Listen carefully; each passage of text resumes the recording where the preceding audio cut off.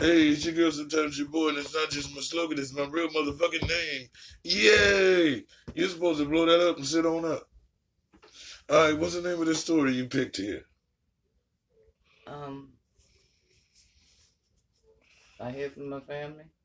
I don't know. You tell. Oh, it says I have a different name to hide from my fam. Dot dot dot. Okay, let's get it started here. The floorboard of the shed was creaking under my feet. My girlfriend and I were huddled too scared to even breathe. The sweat was trickling down my face, and the only thing I could think of was our safety. Through a crack in the wall, I could see my eldest brother. Okay, what in the hell? It didn't even start off what I have. My name is. So, No, this is the LGBT plus community, right? Okay, all right. These are my sisters. Our sisters. Let's go. Shh. If he catches us now, our secret Bitch, would be out. shush. My heart was beating so fast that I was You don't have my terrified. heart beating, bitch. Shh. Hush. My name is Senna, and I grew up in a small town in Morocco together with five Stop, brothers. My parents didn't have a happy marriage. When I turned 5, my mother left us, and it was up to my dad to raise his family. This meant I was the only girl, growing up in an all-male environment. When my brothers were little, everything was always super fun. Although I was the only girl, I enjoyed being outdoors and playing games with them. But life started to get difficult when they got older and discovered that they were stronger than me. My brothers were much taller than me when they started to control me. They would comment on my clothes, say that I wore too much makeup, and that I wasted my time writing fantasy stories about a superwoman who would save the world. Everything I did was wrong in their eyes. They would blame me and say mean things to me. I felt trapped in my own house, and I started to isolate myself. In the end, we would hardly talk to each other. Did I miss the connection I used to have with my father and brothers? Of course. I loved them in my own way. My father didn't know any better as he grew up in a conservative family where every decision and habit were based upon his beliefs. There were rules you had to follow because of his beliefs, like when and how to pray, what a woman should look like and dress like, and who you could and couldn't speak to. I slowly started to understand why my mother decided to leave him. Okay. I was desperate to have someone that I could talk to and share my feelings. But I only had my dad, and I knew that if I turned to him, he wouldn't hesitate to abandon me. When I was 16, I started to cut my hair, which escalated into a massive conflict with my father and brothers. I didn't listen and cut it. People in the neighborhood would stare at me and make sick jokes about the way I looked, but I tried my best to ignore them and moved on. As soon as I got home, I locked myself in my room. This was the only place where I felt safe, and the only place I could spend time on my passion for writing, my feelings, and fantasies. Okay. When I passed my exams, I was finally able to escape the suffocating environment that I grew up in, as I decided to attend university in Casablanca. In the beginning, I felt lost. It was a big city, and I was scared to walk down the street alone. In Morocco, it's not safe for girls to be out alone, especially in big cities where men are known to catcall women and make inappropriate comments. Whether you're walking home or buying groceries, there's always someone that'll make a rude comment. It's sad, but I had to learn to live with it. One day, I was on my way home from university when a girl got on the bus. I don't know why, but for some reason I felt an instant attraction. She sat down a few seats in front of me and I just couldn't stop looking at her. I desperately wanted to talk to her, and I was figuring out how I would get her attention. When the woman next to her got off, I didn't hesitate and asked her politely if I could sit next to her. "Yeah, sure," she said. I tried to be subtle by looking at her sometimes, but not for too long in case she noticed me staring. She took a book out of her bag, and I asked her what she was reading. She responded with a shy smile and said, "The Price of Salt." This was when I knew she was just like me. We met a few times, and it didn't take long for our friendship to turn into a relationship.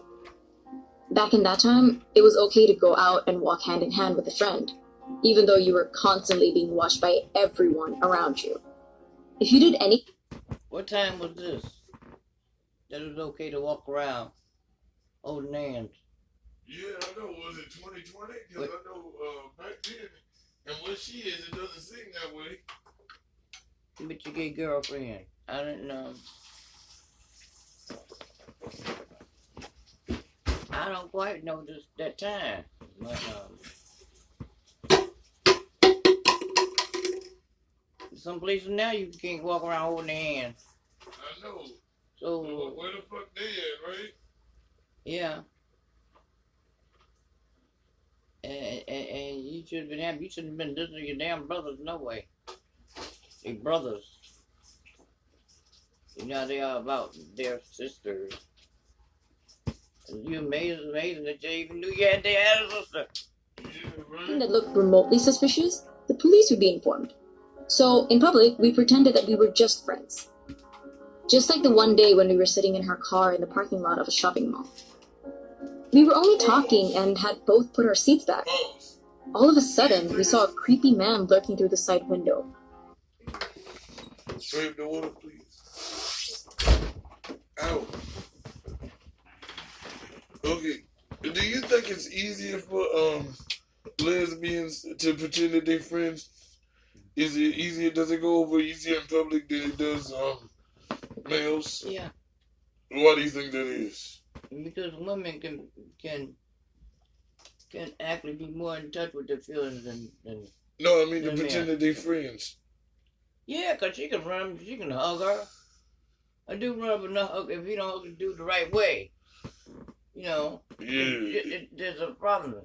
Yeah, There's always a right way that you have to do something.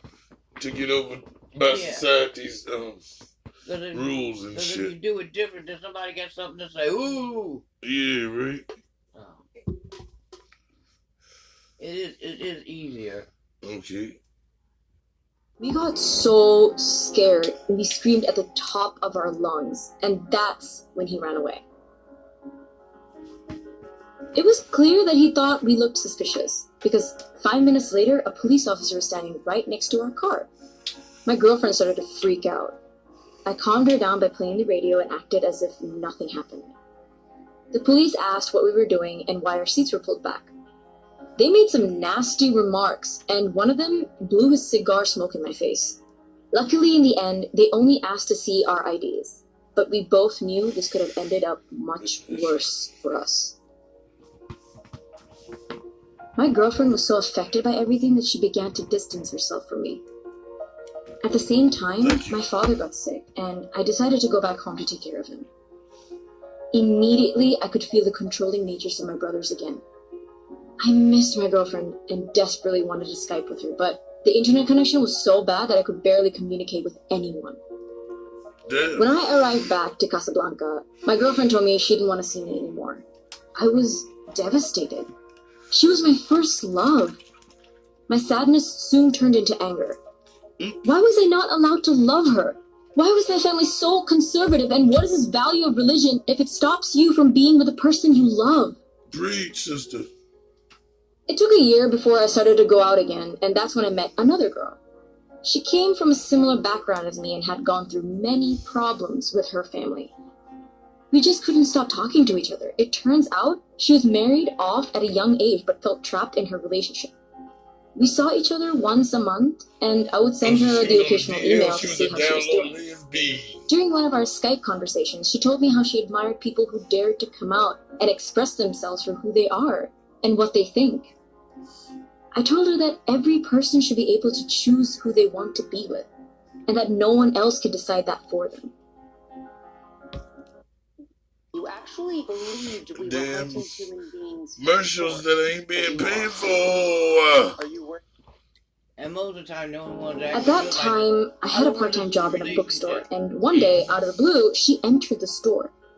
This happened again the next day, and the day after that, and the day after that.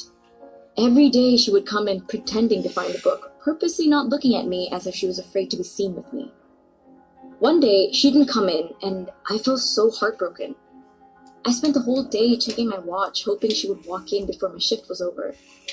Thankfully, she did. And that's when I decided to ask her out for a cup of coffee. And what she And say? to my surprise, she was more than happy to join me. Okay, cool. We went to a cafe and began talking about anything and everything. She told me that she wanted to leave her husband, but didn't know how to go about it and was afraid of the consequences. When I got up to go to the toilet, she followed me. As we were standing in front of the mirror, she asked if she could borrow my brush. We giggled nervously when our eyes met in the mirror. I couldn't resist my feelings anymore and kissed her. Of course, I knew that she was married, and I'm certainly not the type of person who wants to ruin someone else's relationship, even though I knew she was unhappy. In the end, she decided to divorce her husband. It didn't take long before she started to hang out with me more often, and we came up with 1,000 excuses to keep it a secret.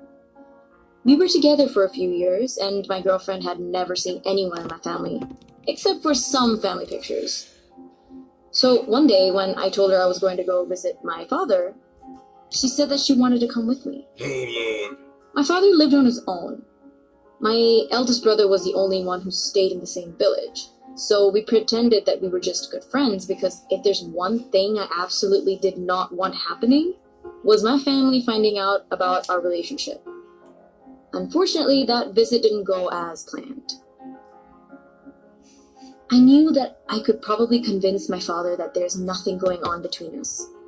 Everything was going smoothly until my girlfriend and I were watching TV in the living room, and my older brother, who I was most afraid of, unexpectedly showed up. He knew me well enough to know that I was keeping something from him. I panicked and wanted to hide. I was sure that if he knew that I was in a relationship with another woman, he would never let me see her again. To avoid my brother, we ran outside and hid in the shed. My girlfriend and I were huddled together, too scared to even breathe. The sweat was trickling down my face, and through a crack in the wall, I could see my older brother approaching. Oh, Lord. Shh! If he catches us now, our secret would be out. My heart was beating so fast that I was terrified he would hear it. Shh! He got really angry and went straight to tell my father and the rest of my family. Damn snitch. This was a nightmare. They thought it was a temporary illness that I could be cured from. Trying to pray to get with My him. uncle, who also lived close by, yelled at my girlfriend. He said that if she ever showed up again, he would throw honey all over her and let a swarm of bees attack her. It was awful what they said to her. My girlfriend then ran away and didn't want to see me anymore. Niggas. This was the second time my chance at finding love was taken away from me.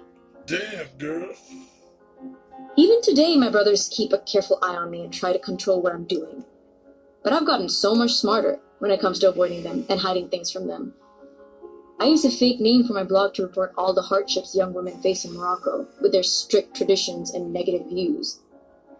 We often forget that there's so many places in the world where you aren't allowed to express yourself, and that people who are seen as different are still considered wrong. But here I am today, in the Netherlands. I was invited by RNW, an international radio station, to speak at Pride Amsterdam about my experiences and join the Canal Parade. I want to raise awareness to show countries like mine how places like the Netherlands accept the LGBTQ plus community. I hope that my work as a writer and activist would contribute to a more accepting LGBTQ plus environment worldwide, and that people understand it is okay to be different. No religion or family should ever stop you from being yourself. And that's what I'll continue to fight for.